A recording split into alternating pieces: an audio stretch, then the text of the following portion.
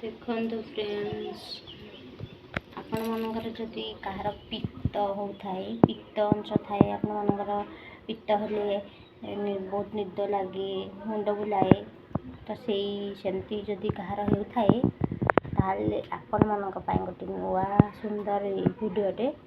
ଆପଣମାନେ ୟାକୁ ନିହାତି ଦେଖନ୍ତୁ ଆଉ କିଛି ଶିଖନ୍ତୁ।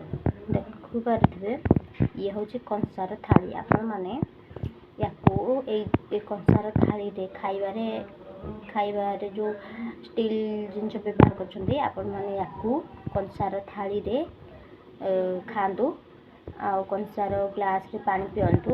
ଆପଣମାନେ ନିଜେ ତା'ର ରେଜଲ୍ଟ ପାଇପାରିବେ, ପିତ୍ତ ଅଂଶ କଟିଯିବ।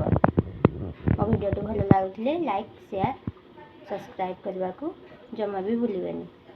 ଆଉ ମୁଁ ୟା ପରେ ସୁନ୍ଦର ସୁନ୍ଦର ଭିଡ଼ିଓ ନେଇ ଆସିବି।